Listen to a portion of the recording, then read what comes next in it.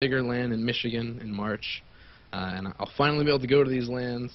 I think the main reason I'm not that big of a name is because in StarCraft 1, all the way up until now, I haven't really been able to show up to LANs because of reasons I'm not really going to go into, but just suffice it to say that my parents weren't very happy with me traveling to LANs. But now I'm moved out, I get to make that decision myself, so I'll be at all the MLGs, and it'll be great. Awesome. Great. Well, I can't wait. I will be at some of the MLGs as well, and I hope that Cool. I can buy you a beer, or at least talk some strategy while we're there. Sure. All right, man. Well, as you know, we're talking about 4Gate this week. I don't know if you caught any of the show last night with In Control. Not last night, no. No. Shame. What were you thinking? Doing sorry. things other than watching me die to 4Gate. I had a tournament. How did that go? I got third. Oh, lost to a Terran. I know. All right. I know. To be fair, though, I got third place by 4-gating my opponent. You played Protoss? I played Protoss versus Zerg just because I was having fun, and there really wasn't that much of a difference between third and fourth place except for $20. So I wanted to have fun with it. And you 4-gated? Yep. Ah, it makes me sick to my stomach. That poor Zerg, he was like, darn it, 4 gates.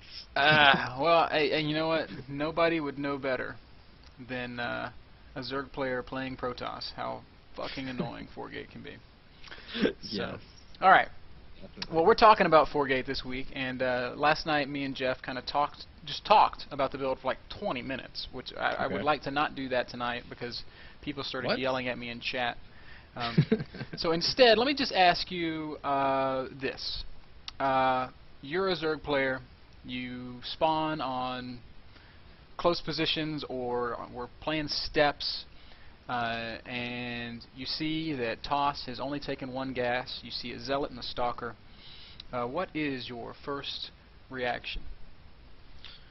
Okay, my first reaction, if it's steps, for instance, I can be safe. I can throw down a spine crawler and still feel kind of safe knowing that I can maybe even throw down a few extra before, and like if I throw them down right away, I can be kind of safe if I have at least some creep spread so they can't just run up my ramp and be gay about it.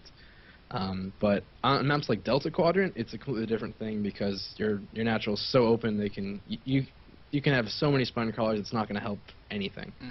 Mm-hmm. So the best thing you can do, I know watching one GSL game, it's pretty cool how a Zerg deals with it. You just have to cut drones at around 2022. And it's this very specific timing. At that point, you just have to make Zerglings. If you're going this pure Zergling defense style, and mind you, it won't work that great if they build up and they get a bunch of force fields, a bunch of zealots instead of that Stalker Zealot. But against that Stalker Zealot, just having a huge amount of Zerglings is the most efficient. And then again, I watched Idra's stream yesterday because I do watch other players from time to time. And he ended up losing to a Protoss, but he was really just bad micro and bad attack timings. Like, he had Banelings and the Zerglings. Like, what you do is you get a whole bunch of Speedlings, and you try and stop it then. But then they have to make a bunch of Zealots to counter your Zerglings, but then you have Banelings. And it works so beautifully as long as you time it right. It's so cost efficient. Banelings. Yep. That's the first I've heard Banelings mentioned since we've been talking about this at all. I think the normal... maybe I shouldn't say normal, but I should probably say the more commonly asserted unit to haul ass and get to is actually the Roach. Do you feel like the Roach is not the best answer? And again, this is very map dependent. And it's all just which 4-gate, because I'm sure, as Jeff and you probably talked about, there are so many different 4-gates. It's crazy. There are the 4-gates with the proxy pylon, there are the 4-gates in your base, there are the 4-gates that just where they make a bunch of sentries to start with to fool you, and really, if they do a bunch of sentries to start off with to fool you, then you need Roaches. Okay. But if you see they don't have a lot of sentries, yeah, dude, Ling Baneling is, if it's not right now, the best answer. I mean, just think about it strategically.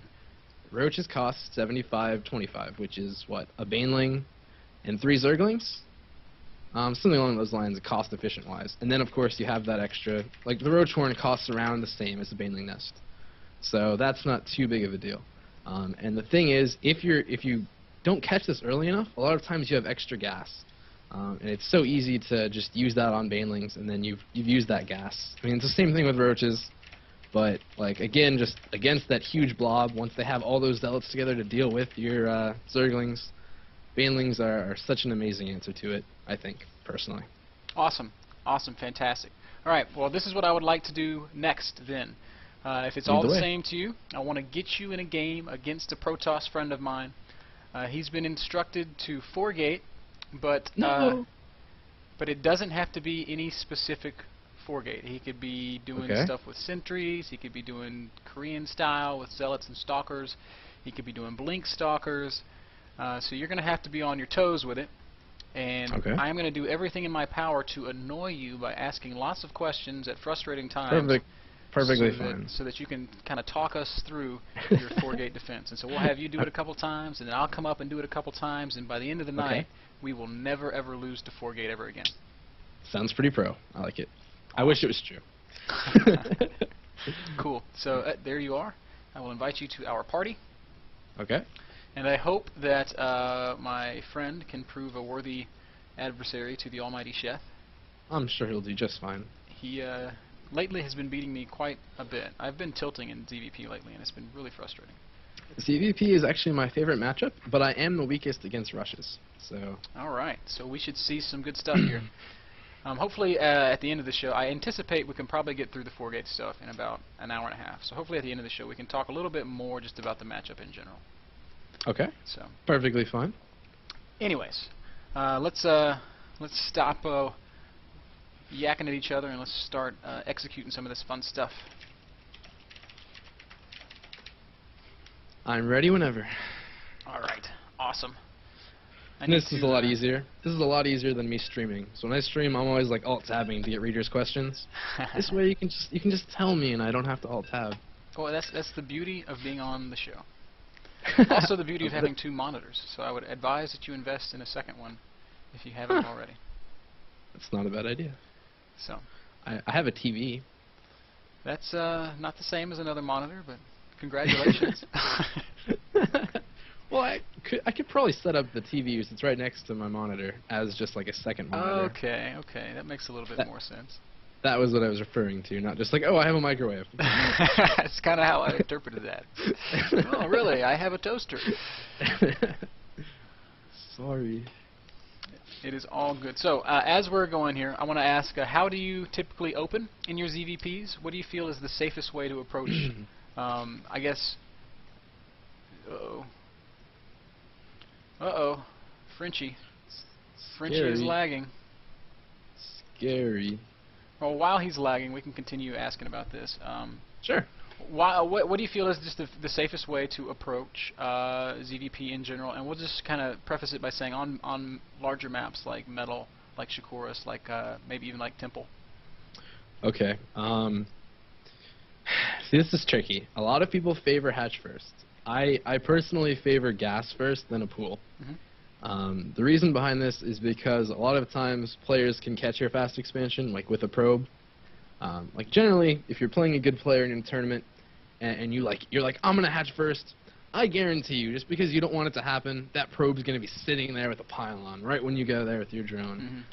But so that's why I like to take this gas first, and then the spawning pool. And then I have a really good timing down where I'll get my speed first. Wow, he did not drop. Are you kidding me? That was bloody impressive. 3, 2, 1, go! Wow. The old owl smiley. Indeed. Anyways, so you have this really bloody good timing. Where yes. Where I get speed, and even if they have that probe and they build a pylon, my 4 lings can kill it by the time I have those 300 minerals to build that expansion, and then I just build that expansion. So no matter what, you always get your hatch on time. Yep, because this build is staged specifically for that. I didn't actually mean to let him see my Overlord, but I'm pretty sure he's seen it by now. So we're gonna that's what happens when you're talking. On through. That's the goal, man. I'm going to distract you as much as I can. Feel free. Every pro we've had on the show has actually lost at least one game. So. I won't feel bad. You shouldn't, because Rhett lost and Machine has lost, and wait, Cats actually did not lose a game, so. Oh, Cats, always Cats. Cats is too pro. Cats came so close to losing a game, and he was like, nope, I'm just gonna burrow Banelings everywhere and win anyway. That sounds like Cats. I'm just gonna proxy Banelings everywhere. It was the sexiest game I think I've ever seen in my life against Poke Bunny, so it was quite epic. Nice. Poke Bunny is a good player. I like his name. I always thought it was Pokemon. You know, I don't really know. Maybe it's Poke Bunny. I don't really know how I'm supposed to say it, but. Oh, I learned it's Poke Bunny. It is indeed Poke.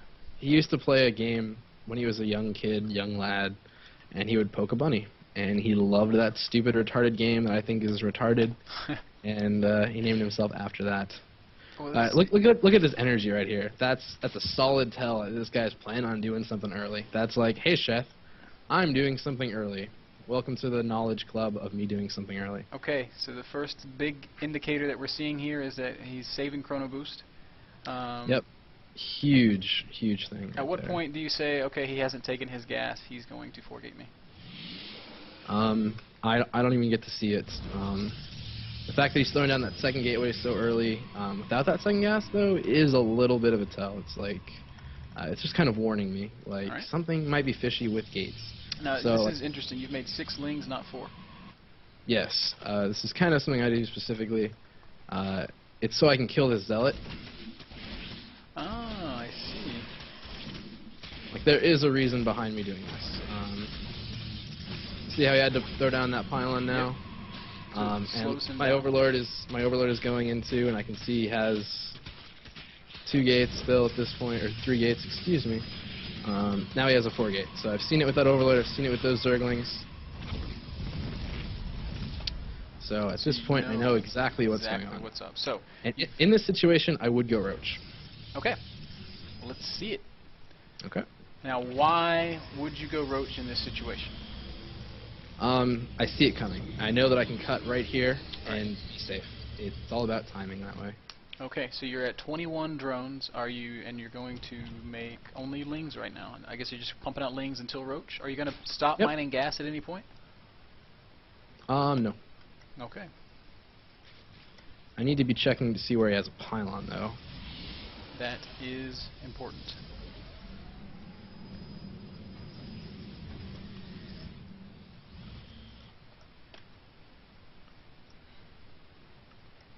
And I also need to see if he's trying to expand. Okay, so a bunch of lings.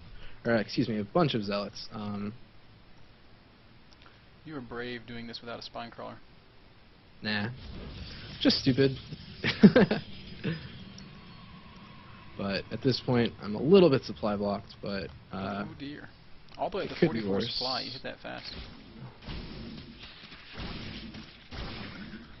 There we go. Freed up 2 supply.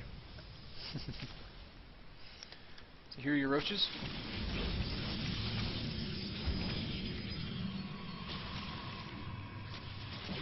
This 4-gate is so obnoxious.